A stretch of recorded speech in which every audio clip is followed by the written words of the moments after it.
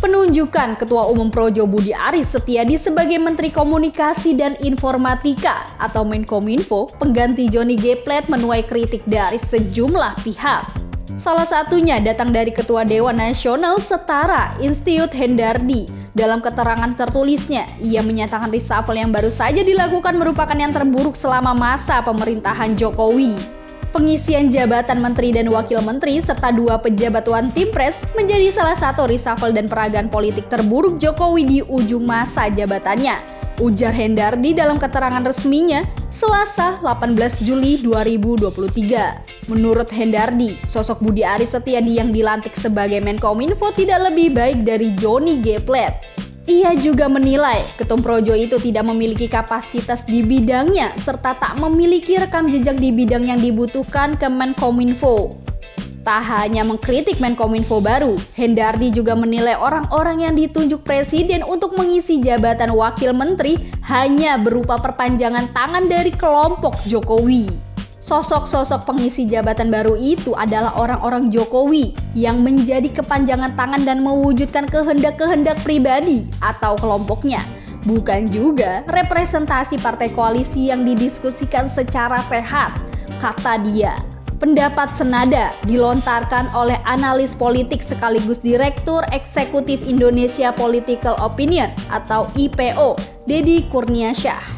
Menurut dia, reshuffle yang dilakukan Jokowi tidak mendahulukan kompetensi dan terkesan seperti ajang balas budi terhadap orang-orang yang dianggap berjasa membantu pemenangan Jokowi di Pilpres 2019 lalu.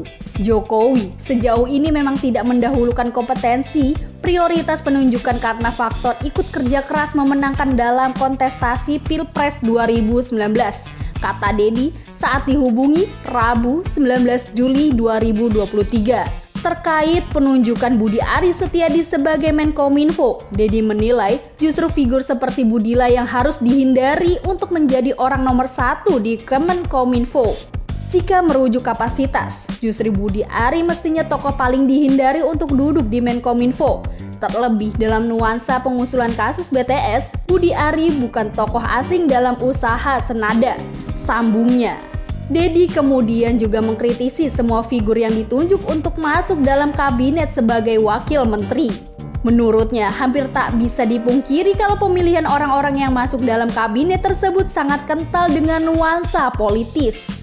Sebelumnya, pada Senin 17 Juli 2023 lalu, Presiden Jokowi melantik 1 orang menteri dan 5 wakil menteri di Istana Negara, Jakarta. Mereka adalah Budi Aris Setiadi sebagai Kemenkominfo, menggantikan Johnny G. Plate, Paiman Raharjo sebagai Wamendes, lalu Nezer Patria sebagai Wamenkominfo, Pahala Mansuri sebagai Wamenlu, Saiful Rahmat Dasuki sebagai Wamenak, dan terakhir Rosan Ruslani sebagai Wamen BUMN.